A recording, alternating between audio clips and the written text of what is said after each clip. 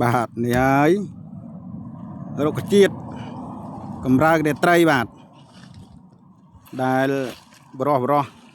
យើងអ្នកខ្សោយឬអសមត្ថភាពនឹងគាត់ត្រូវការណាបាទនេះបាទនេះអញ្ចឹងបាទនេះការអញ្ចឹងរៀងអញ្ចឹងមើមគាត់អញ្ចឹងអ្នកខ្លះហៅថាយិនសិនខ្មែរបាទនេះអត្ថប្រយោជន៍មហាសាលបើឃើញដើមតូចអញ្ចឹងបាទនិយាយពីអត្ថប្រយោជន៍មិនបាច់ទេអ៊ំគាត់កំពុងច្រាមទុកហើយបាទអូមិនចិត្តទេបងប្អូនឃើញយើងឃើញថ្នាំល្អបកែចេះមិនមែនចេញពី1គីឡូ2គីឡូពីផ្ទះមករោបានទេបាទ200គីឡូជាងបាទនេះបាទនេះដមបានឃើញបាទហើយនោះដល់ពេលឃើញជីកលេងអស់ហើយបាទវាហត់ពេកចាក្តៅបាទ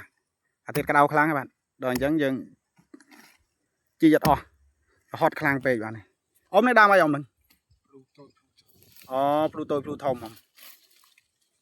ថ្នាំបាទនេះថ្នាំហើយបងប្អូនណាមានបញ្ហារឿងសុខភាពអីចឹងបាទអាចតាក់ទងមកបានបាទឬតាមខមមិនបានដែរចាំខ្ញុំទម្លាក់លេខទូរស័ព្ទទុកឲ្យបាទមានបញ្ហាអសមត្ថភាពឬក៏បញ្ហាសន្លាក់អីចឹងបាទ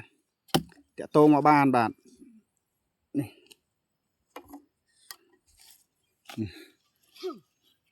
ចាងហើយបាទមិនចិត្តទេបាទនេះទូចនេះធំអូអានេះដើមជាឈើបាទនេះដើមជាឈើបាទនេះដើមជាឈើដែរតែទាបអានេះជាឈើដែរតែទាបបាទហៅថាតូចនេះហៅថាធំអូភ្លូតូចភ្លូធំបាទថាប្រយោជន៍វាបានតែខ្លះចេះអ៊ំហ្នឹងមហាកម្លាំង